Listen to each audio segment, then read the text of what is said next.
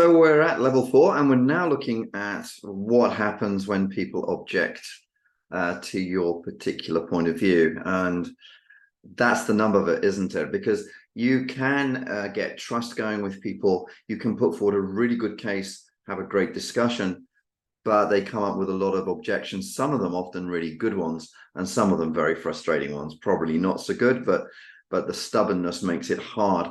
So we need a comfortable way of dealing with objections, a smooth, relaxed way of handling objections. And I've got a couple of suggestions for you about exactly how to do that.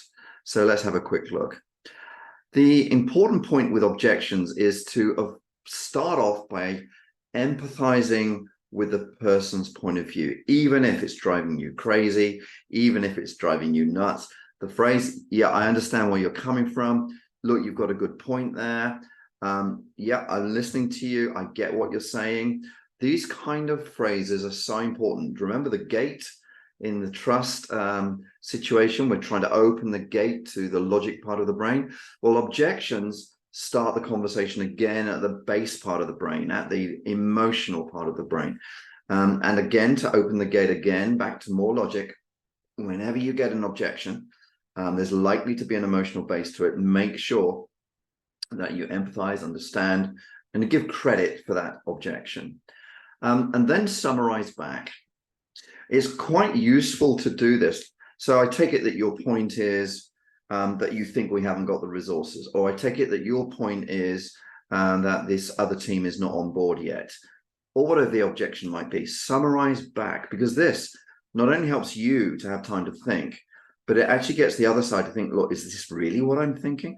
Quite often you'll get a, no, that's not what I'm saying. What I'm saying is, and that's great, because that's just uncovered what it is they're really thinking through, and they may not have expressed it right.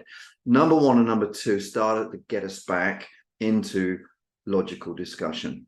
And I would strongly suggest this final technique. Rather than I think we should, or why don't we, or another company, sorry, or another team down the corridor did the same thing, and when they did it and it worked. Use what if. Use the, well, look, what if we would try this? What do you think? What you're doing with the what if is you're sowing seeds and you're engaging them in some discussion rather than jumping back to I. You're saying what if we, and the what if begins to build possibilities. Listen, accept what they say, build on what they say, take what people say and add a what if to it. And you'll find that most reasonable objections you'll work your way through. But there are some unreasonable objections. And on the next screen here, I've just given you a list of some of the techniques you can use. With stronger objections, let's say a little bit more unreasonable, you need to be stronger and you need to push harder on the people that are giving you these stronger blocks. And these are 5 suggested ways you can do that, phrases that you can just take, throw them into the conversation. I do like number 4, actually. So what do you suggest? Use that a lot if somebody's really sticking at their point. What do you suggest? And then if they actually suggest something that's not really workable, you can go to number 5. Look, if we do what you're saying, these are the consequences.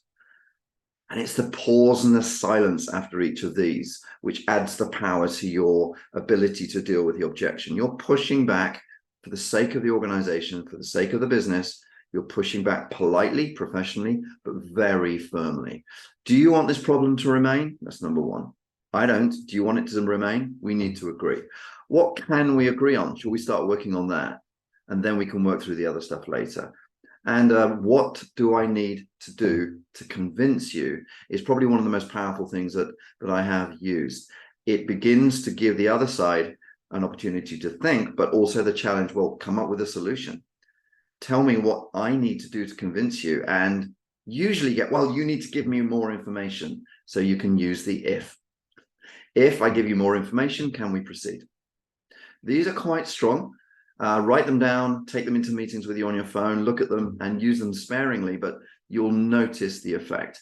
And the goal here is to give you the confidence that if objections come to you, you're not concerned, you're not worried, you'll deal with them reasonably. And if they are stronger, you'll push back firmly. And in the end, if people completely block you, then the responsibility is theirs. And these are the consequences is your best ally at that time. Well, good luck with handling objections. I'm sure you'll do a great job.